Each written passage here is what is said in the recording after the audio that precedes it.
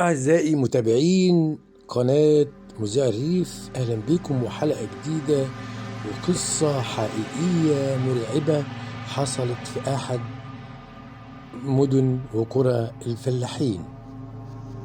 ولأنني مذيع الريف حبيت أشارككم كل قصص الفلاحين وحكايته.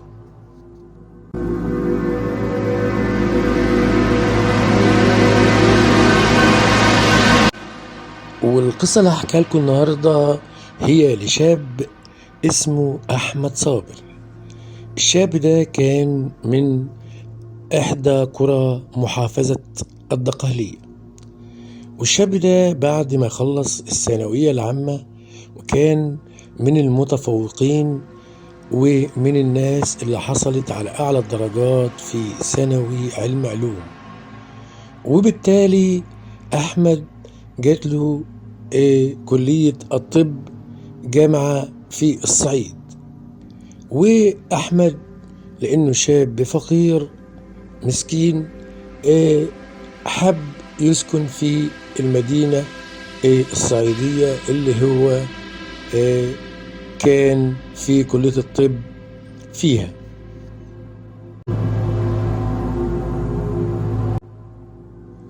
أحمد صابر فضل يدور على سكن، على حجرة يسكن فيها بجوار الكلية، فكان صعب جدا لأن السكن كان غالي الثمن عليه. فقعد يدور أحمد ويدور ويدور ويدور لحد ما لقى أوضة حجرة بجوار المقابر الخاصة بالقرية القريبة من كلية الطب.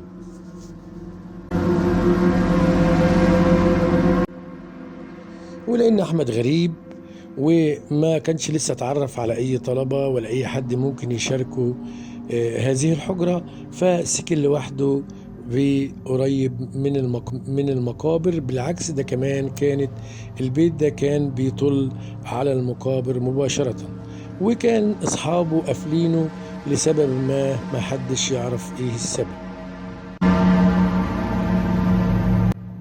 أحمد فعلا سكن في الأوضة دي أو الحجرة ديت، وخلاص بدأ ينتظم في كليته كلية الطب، وبدأ خلاص يتلخم في أيامه ومحاضراته وسكاشنه، وخلاص بدأ خلاص يندمج في الكلية. وعدى شهر واتنين أحمد اتعرف على بنت مغتربة زيه ولكن تسكن بعيد عنه في كلية الطب. أحمد طلب منه من زميلته إن هو لازم يشوف هيكل عظمي، وعلشان هم يعملوا تمارينهم ويتدربوا على هذا الهيكل. ولأن أحمد ساكن بجوار المقابر، فزميلته فاطمة طلبت منه إن هو يكلم التربي علشان يشوف لهم هيكل عظمي.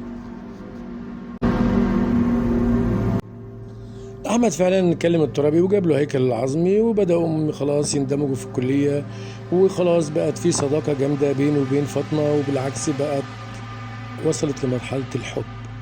وأحمد وفاطمة كان بينهم وبين بعض قصة حب كبيرة كبيرة كبيرة، وخلاص بقوا يروحوا مع بعض الكلية ويطلعوا من بعض مع بعض من الكلية، وخلاص بقى أحمد راسم مستقبله على إن فاطمة هي هتبقى زوجة المستقبل.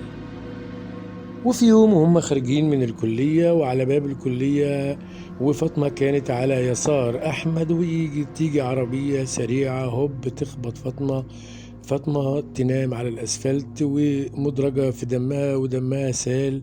أحمد بسرعة يشيل فاطمة تنام على الأسفلت ومدرجة في دمها ودمها سال. أحمد بسرعة يشيل فاطمة ويجري بيها على المستشفى، لكن للأسف كانت فاطمة توفت في هذا الحادث.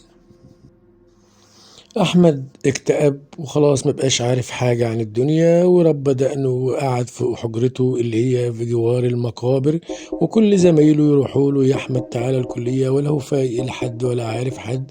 ولأن أحمد كان في منطقة نائية ما فيش فيها كهرباء، كان بيقعد في لمبة الجاز بتاعت زمان اللي انتوا عارفينها.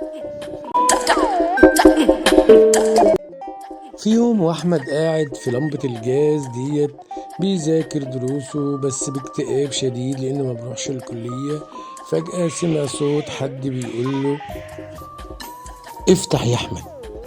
الصوت ده مش غريب عليه وشبه صوت فاطمة. أحمد قام فتح الباب وقعد يذاكر زي ما هو، لكن الفاطمة أو الست اللي جات أو البنت اللي جات ديت حاولت تجيب مراية اللمبة عند وشها علشان أحمد ما يشوفش وشها. وقعد أحمد يذاكر، لكن جاه في باله هي ديت فاطمة ولا ده صوت مين؟ وفعلا أحمد قام بسرعة وقام موجه نور اللمبة على وش فاطمة. بعد ما دور المراية اجى يبص، فعلا لقى حد عينيه بالطول، وواحدة عينيها بالطول وشعرها منكوش وعينيها بتنزل حاجة زي الدم. أحمد اتلفت بسرعة وقال لها أنت فاطمة؟ قالت له أيوة أنا فاطمة. أحمد أغمى عليه وفضل في الحالة ديت سنة واتنين، ومرضاش يحكي لحد ولا يقول لحد إيه اللي حصل. وحتى الآن أحمد يعالج نفسيا، ولا هو عارف دي كانت مين ولا دي كانت إيه ولا ليها أي تفسير علمي. أحمد عرض نفسه على دكاترة نفسيين، لكن قالوا أنت كمخ وأعصاب ما عندكش أي حاجة. أحمد عمال يحكي حكايته للقريبين منه، لكن محدش مصدقه. أحمد عايش مكتئب حاليا وقافل